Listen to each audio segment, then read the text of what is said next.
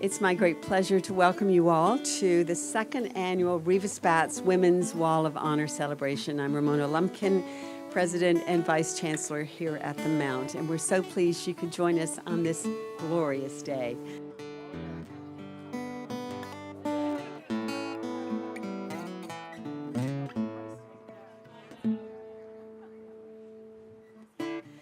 It was approximately 2 years ago that we gathered here for the grand opening of the Margaret Norrie McCain Center for Teaching, Learning, and Research, this beautiful building behind us.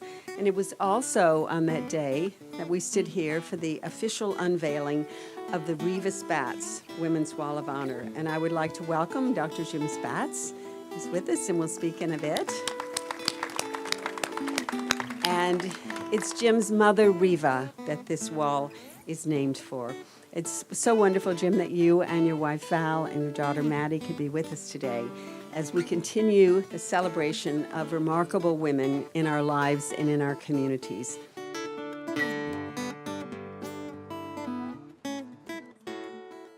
The Riva Spatz Women's Wall of Honor is a unique installation dedicated to honoring women from all walks of life.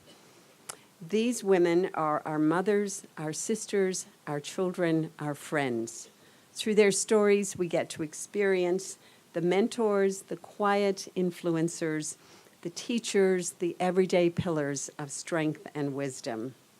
The Wall of Honor provides families the opportunity to commemorate and share their stories in a personalized and meaningful way. And let me tell you about a few. For donor Paul Kent, here with us, it's an opportunity to pay tribute to his daughter, Jessica, who's also with us today, whose resilience did not let a learning disability stop her from pursuing a higher education in the Mount's Child and Youth Study Program. Jessica presently works as an early childhood educator with the Halifax and Region Military Resource Center. So congratulations, Jessica, on being honored. For honoree Bob Kuster, it's a wonderful opportunity for 12 Mount PR grads and friends to personally thank her for her dedication to cooperative education over the last 2 decades in various capacities and with different employers throughout Alberta. And for the late Mount student Bianca Davidson, who passed away at a tragically young age in 2016 while studying at the Mount, the Women's Wall of Honor is a tangible way for her loved ones to remember her passion for life and her caring personality. The stories linked to these names are, in so many instances, just that. They're personal. Many are the unsung heroes in our homes, our organizations, and our communities. They've not sought recognition, but they deserve it. To me, this wall represents something we should be doing much more, honoring the role women have in shaping better futures. And I would like to take a moment now to read the list of the most recent installations and honorees to the wall and ask we'll applaud them all at the end, please.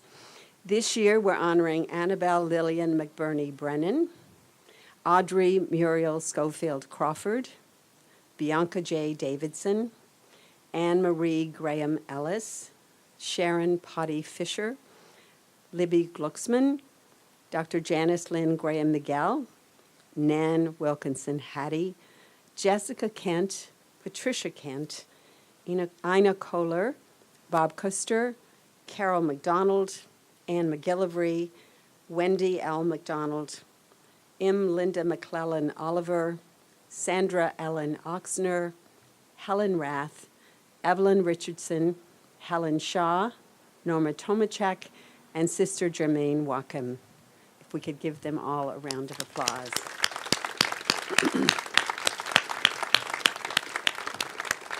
So our best wishes to all our honorees. Congratulations and thank you for showing us the power of women in building a stronger future for generations to come. I would now like to introduce Dr. Jim Spatz, lead donor of the Riva Spatz Women's Wall of Honor. Some of you may know Jim as one of Nova Scotia's leading real estate developers and CEO of Southwest Properties. And you may know his first career was actually in medicine. After completing medical school in 1974, Jim was a general practitioner in Dartmouth for 5 years and later an emergency room physician in Montreal for almost 10 years. In 1988, he returned to Halifax and joined the family business. Jim took his passion for people and transformed that into a successful career focused on building vibrant, healthy, and sustainable communities. He's truly a businessman who believes that we can build stronger communities together. We're grateful for Jim's dedication to this special initiative and for his honoring his mother, Riva. Today, he's also honoring 3 additional women in his and his wife, Val's lives. Carol McDonald, Val's mother, Libby Glucksman, Jim's aunt, and in memory of Ina Kohler, also Jim's aunt, who passed away recently in her 100th year. Thank you again, Jim, for coming today to celebrate with us, and for your continued support. And I would like to welcome you to the podium.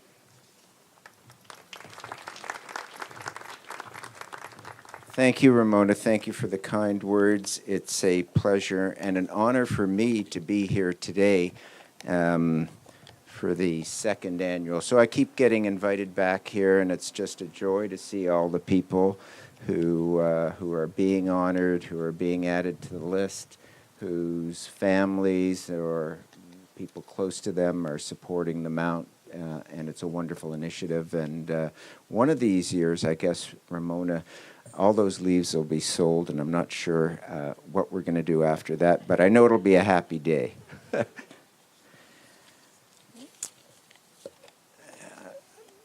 So my mother arrived in Canada in 1950. She, along with her husband, my father, were Holocaust survivors who had left Germany shortly after I was born. I was an infant when I arrived at Pier 21 to come to Canada in order to leave that tragic past behind and have a better life. And so they arrived here without, my mother actually had more English than my father. Of course, she was a woman, so she had probably learned more than her male counterpart, which is a common story.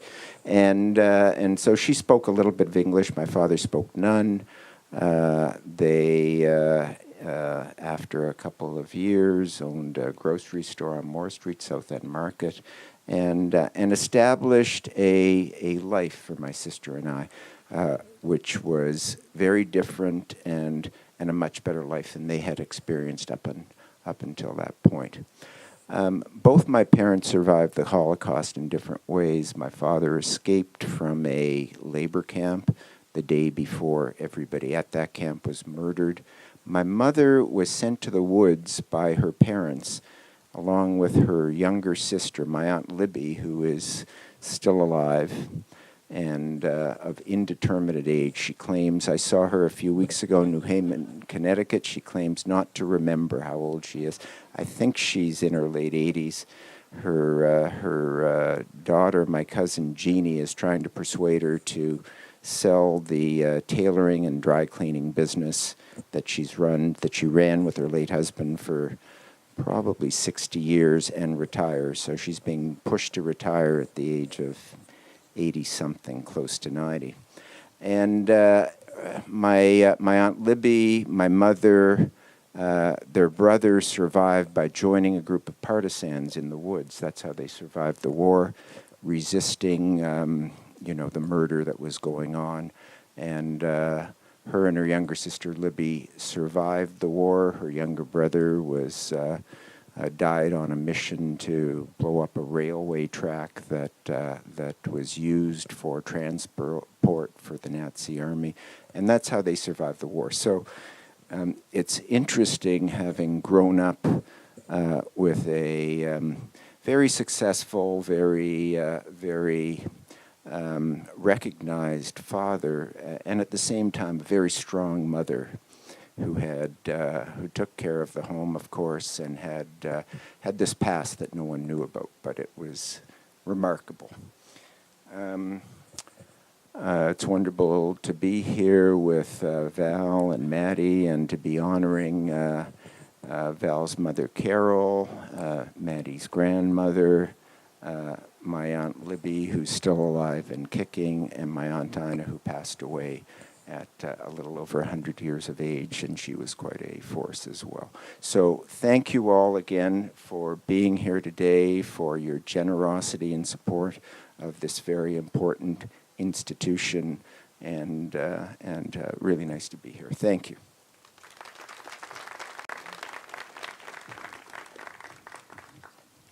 And I also want to mention, we thought that a couple of our student union vice presidents were here, and haven't seen them yet, but we do have our new student union president, Alex, coming in the back. And I know on behalf of Alex and all the students, part of what you do, much of what you do as the Mount supporters is for our students. So thank you. I'm glad you could be here, Alex. And Jim, thank you so much for being here and for sharing your story and that of your family. I think the first time I spoke with you, I was interested in the fact that your mother was Polish and her story, and it's such because I'd spent some time in Poland myself in my youth, it's hard for us to imagine. I think the kind of hardship both your parents survived, and then the life they went on to build here in Canada for themselves and for their family. So it's wonderful to be able to pay this kind of tribute to your mother. I would now like to ask Brenda Hattie, part-time faculty member here at the Mount in the Department of Women's Studies and Graduate Studies, to come forward and say a few words. Recently, Brenda, along with family and friends, honored her late mother, Nan Wilkinson Hattie, and I've heard Brenda over so many years tell the story of this remarkable woman, her mother, and when she, although Nan didn't come to the Mount, Brenda certainly has told me about her mother as a hero, a lifelong learner, and we were so honored to see this tribute to Brenda's mother on the wall, and Brenda's going to come and share some of her personal story.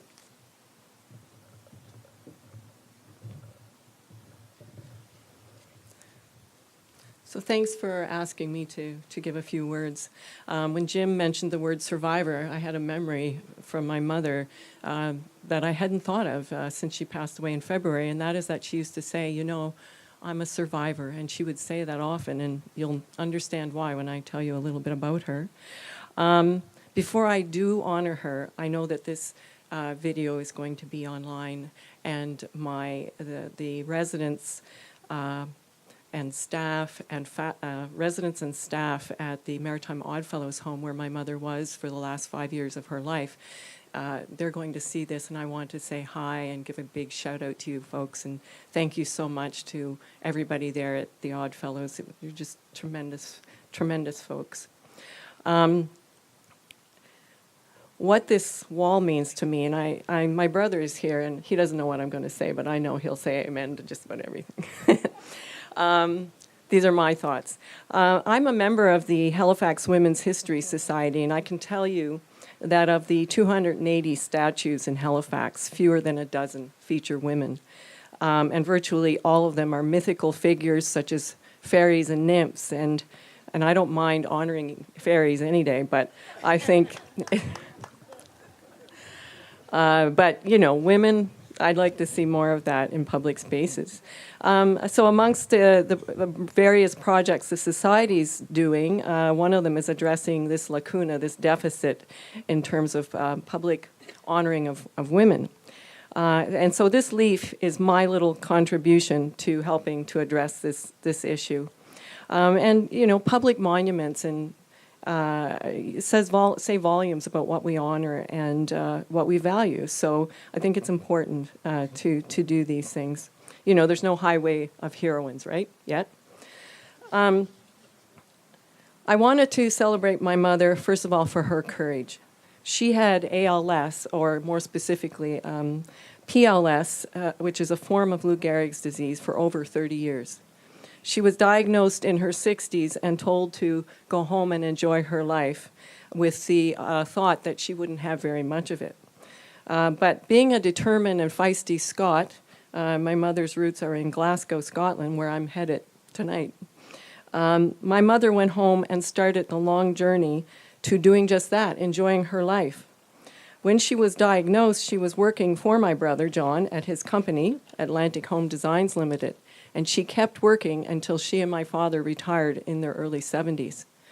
Mom kept pushing her physical capabilities every day, and I don't know if any of you have seen the videos of the man with Parkinson's who tells his feet to walk, tells his legs to move, and that does have an influence on what you can do in the body. We didn't know that, and my mother didn't know that, but she did that. She did that. As her physical disabilities increased, she didn't sit down in resignation and depression, as everybody at the nursing home knows, though she certainly had days when she was frustrated. Instead, with the help of amazing healthcare professionals such as Peggy McLean, her OT in Pictou, she adapted with first a walker and then a motorized wheelchair and other adaptive aids. Once she was at the Oddfellows, the ALS Society loaned my mother an iPad. And that leads me to the next few things I'm going to say about her. I want to honor her love of learning, and this is a good place to do that. My mother's education was cut short by illness when she was in grade 10 and the onset of World War II, which began when she was almost 15. My grandfather had wanted my mother to go to university, and he had planned to send her to Acadia, but that was not to be. However, at 18, with only grade 10, she applied for a job at the Dartmouth shipyards, wrote the required exam, and got the job. She was eventually promoted to supervising the 5 other women in the office, including the boss's daughter, who was a student at Dalhousie University. Mom often liked to say that. While she was working there, she began dating my father. He was taking his BSc and diploma in engineering at Dalhousie and was struggling with some of his courses, including Latin, French, and some of his math. My mother tutored him in Latin and French. In 1949, when my parents married, my mother left work to have and raise a family. But after I left home, she became bored. And eventually, my brother had a conversation with her and asked if she'd like to go to work for him. And she jumped at the chance. She did do that, and she learned how to use a computer all by herself. I thought that she had lessons, but John tells me no, she taught herself at the office. She loved learning, and she loved challenges, and she was very self-directed. And another point about Mom's love of learning was that she was 89 when she got the iPad. Yeah, 89. And it was her saving grace. As her physical capacities began to forsake her in increasingly more debilitating ways, she increasingly used the iPad. I taught her how to Skype, which became a critical part of our communications as it became difficult for her to talk clearly. Most of you know that ALS affects the speech. But when I would Skype her, I could see her face, and so we could read her lips. It was easier to talk to her that way. And she also got her own Facebook page. And she's still there. We honor her, Nanny Wilkinson. You can look. And her real name is Nanny. It's Scottish for Agnes. And she learned to play Scrabble online with me and with her friend Jane. Hello, Jane. And she was able to interact with us when we were not physically able to be there. She learned to Google and YouTube, and she called it the Tube. And she loved taking tours of Scotland via YouTube and watching films online. As her abilities began to much more sharply decline in the last year, the iPad was her connection to us and to life outside the nursing home in so many ways. It didn't take the place of us. That can never be. But the technology augmented. So for any of you out there using technology and working in the field of aging, this is an FYI. And finally, I just want to celebrate my mother's character. Instead of contracting into herself as she aged, she became, even though she could move less and less and do less and less, she became more expansive, more reflective, more self-aware, more and more loving. She had no trouble ever saying, I'm sorry, I should not have said that or done that. She became so humble, towards the end of her life, much more so than she had already been. So as family and friends who knew her know that this is so. All these things that I've said are true. And I thank my friends who have come, some of them from New Glasgow, Eric and Daryl, and Dwight and Daniel, who all knew my mom and loved her dearly, loved her dearly. She loved all her gay sons, all her gay children, and she had many. I just want to say on behalf of my family and my friends, I'm just so proud and honored and happy for my mom that this day has come. And thanks to everybody, all my colleagues who have helped with this as well. Please stay, enjoy this beautiful afternoon, and let's just rejoice in the love that's represented here amongst us all. Thank you.